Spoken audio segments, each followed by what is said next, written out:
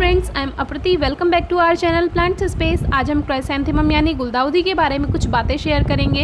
ये गुलदाउदी के पौधे हैं जो कि डिफरेंट कलर्स में हैं। अभी तक आपने कटिंग्स ग्रो नहीं की हैं तो ज़रूर ग्रो कीजिए, क्योंकि रेनी सीज़न में बहुत अच्छा और बहुत जल्दी रिजल्ट मिल जाता है। इसमें रूट्स आसानी से बन जाती हैं। ये कुछ सूखी पत्तियाँ हैं जो हमने पॉट में से हटाई हैं और प्लांट पर से हटाई हैं, क्योंकि इन्हीं के कारण पौधों में फंगस अटैक होता है, जिसके कारण पौधे मरने लगते हैं और अच्छी ग्रोथ भी नहीं करते हैं।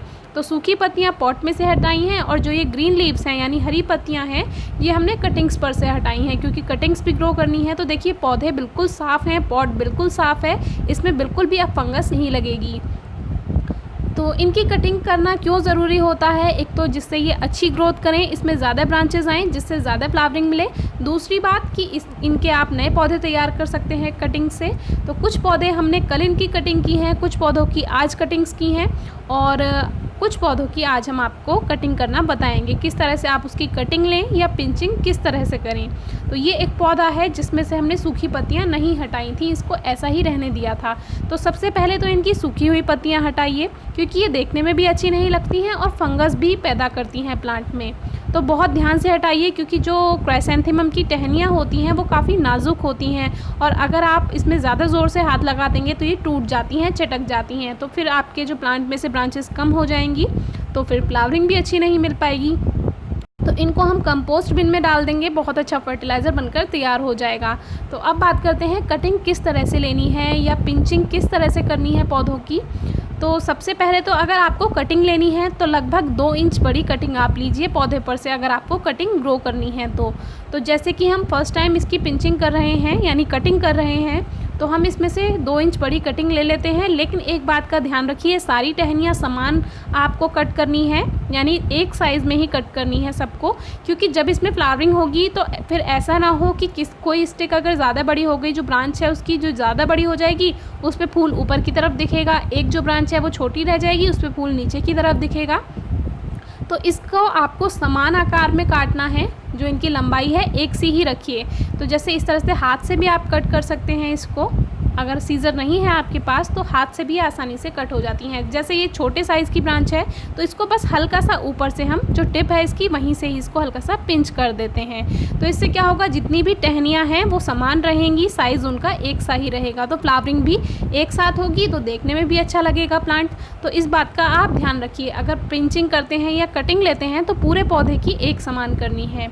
एक तो ये बात है, और अगर आपको कटिंग्स ग्रो नहीं भी करनी है तो भी आपको पौधे पर पिंचिंग ज़रूर करनी चाहिए। उससे ज़्यादा टहनियाँ बनती हैं, ज़्यादा ब्रांचेस बनती हैं, और फिर सीज़न में ज़्यादा फ्लावरिंग होती है। तो कटिंग्स ग्रो कैसे करनी है, जैसे ये मान लीजिए ये कटिंग है, तो इस पर से नीचे से सभी हरी पत्तियाँ हटा दीजिए, ऊपर ऊपर की पत्तियाँ रहने दीजिए, जिससे इसमें रूट्स आसानी से बन पाएगी, क्योंकि फिर पत्तियां ही सारी एनर्जी लेती रहेंगी कटिंग की। तो जैसे ये है एक कटिंग, तो सबसे अच्छा साइज़ कौन सा होता है कटिंग्स ग्रो करने के लिए? इतनी बड़ी कटिंग जो होती है वो सबसे बेस्ट होती है, इसमें बहुत जल्दी आपको रिज़ल्ट मिल जाता है। ये कुछ कटिंग्स हैं जो हमने ऐसे ही पॉट में लगा दी थी लगभग 15 से 20 दिन पहले। तो आप देख ही सकते हैं कितनी अच्छी ग्रोथ इसमें हो रही है। तो रेनी सीज़न में या फिर फरवरी में, उधर रेनी सीज़न में और सर्दियों में, दोनों में ही आप इसकी कटिंग्स ग्रो कर सकते हैं। तो हम इसको निकाल के दिखाते हैं, इसकी रूट्स किस तरह से बन गई हैं। देख सकते हैं आप, इसमें रूट्स बन गई हैं बहुत आसानी से। लास्ट ईयर हमने स्पेशल सॉइल बनाकर इसकी कटिंग्स ग्रो करना बताया था, लेकिन उससे क्या होता है, हर कोई उसको मैनेज नहीं कर पाता है।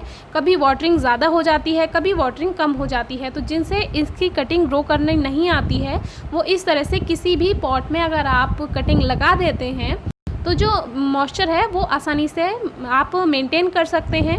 दूसरे प्लांट्स में जैसे आप वाटरिंग करते हैं तो बहुत आसानी से चल जाती हैं इस तरह की कटिंग्स। तो ये कटिंग हमने इस प्लांट में से ली थी, यहाँ से देखिए इसको कट किया था और वहीं से ही इसमें न्यू ग्रोथ हो गई है। तो इस तरह से बिल्कुल घबराने की बात नहीं है कि आपका प्लांट बेकार हो जाएगा। तो देखिए यहाँ पर से एक कटिंग ली थी हमने, वहाँ पर भी ग्रोथ स्टार्ट हो गई है।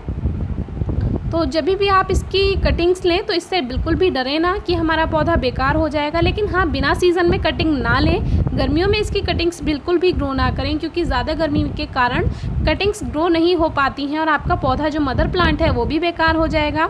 तो ये काम आप रेनी सीज़न में कीजिए या सर्दियों में कीजिए, और सर्दियों में भी तब कीजिए जब फ्लावरिंग ख़त्म होने का टाइम हो, यानी कि लगभग फरवरी में आप इसकी कटिंग्स ग्रो कर सकते हैं।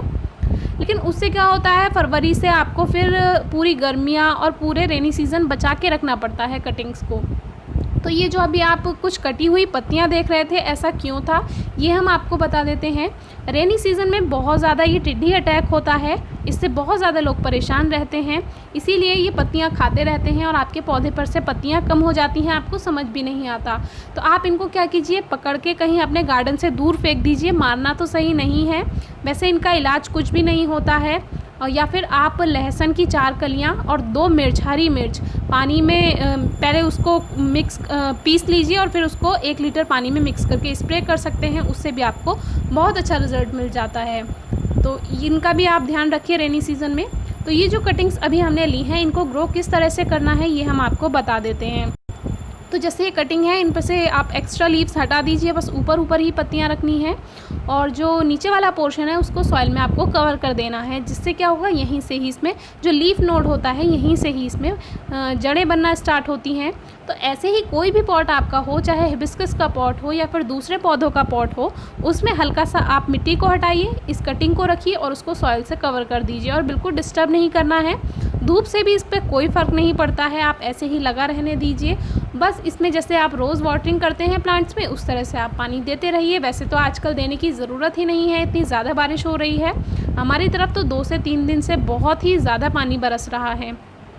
आज भी थोड़ी बारिश रुकी है तो हम आपसे ये वीडियो शेयर कर रहे हैं। तो देखिए इस तरह से 3 कटिंग्स हमने लगा दी हैं, तो आप भी ज़रूर ग्रो कीजिए।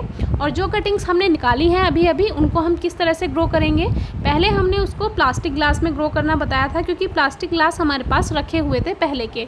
लेकिन प्लास्टिक ग्लास हमारे एनवायरनमेंट के लिए अच्छे नहीं होते हैं। ये कुछ कुल्हड़ हैं जो कि चाय पीने के काम आते हैं। तो सर्दियों में हमने इनको लिया था और यही सोच के लिया था कि इसमें चाय भी पियेंगे और इसमें हम प्लांट्स भी ग्रो कर सकते हैं। तो ये फ्रेश हैं, यूज़ किए हुए नहीं हैं।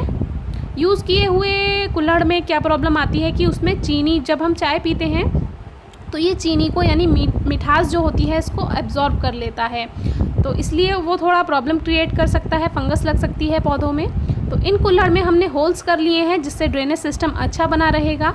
और इसमें छोटा सा एक दिए का टुकड़ा या आप पत्थर का छोटा सा टुकड़ा आप रख सकते हैं, जिससे ड्रेनेज सिस्टम अच्छा बना रहेगा। बहुत आसानी से इसमें होल्स हो जाते हैं, किसी भी शार्प टूल से आप कर सकते हैं। सॉइल ये हमारे पास पहले से ही बनी हुई है, क्योंकि रेनी सीज़न है, मिट्टी इस समय गीली है, ये कुछ पहले से ही रखी हुई थी बनी हुई, तो इसको ही हम यूज़ करने वाले हैं। क्राइसैंथेमम के लिए आप कैसी भी सॉइल बना सकते हैं, हमने वही सॉइल ली है जो हम अपने सारे प्लांट्स में यूज़ करते हैं। 40% नॉर्मल गार्डन सॉइल, 40% गोबर की खाद या कंपोस्ट कुछ भी ले लेते हैं और 20% सैंड हम इसमें मिलाते हैं। और सैंडी सॉइल होती है, जैसे किसी पॉट की, पुराने पॉट की होती है, तो उसमें हम 60% सॉइल लेते हैं सैंडी सॉइल और 40% उसमें गोबर की खाद या कंपोस्ट मिला लेते हैं। तो यही सॉइल मिक्सचर हमारे सभी प्लांट्स में हम यूज़ करते हैं और बेस्ट है। आप सभी प्लांट्स हमारे देख सकते हैं, सारी वीडियोस चेक कर सकते हैं, बहुत अच्छे से ग्रोथ करते हैं। तो जो ये कटिंग हमने अभी आपको दिखाई, जिसका रिज़ल्ट, तो इसको हम इसी पॉट में लगा देते हैं और ड्रेनेज आप होल भी देख सकते हैं, बिल्कुल सही चलेगा इसमें पौधा। और कुछ दिन के बाद हम इनको पॉट में शिफ्ट कर सकते हैं, या फिर आप डायरेक्ट इसको पॉट में भी ग्रो कर सकते हैं। ऐसा ज़रूरी नहीं है कि इन छोटे पॉट्स में ही आपको लगाना है।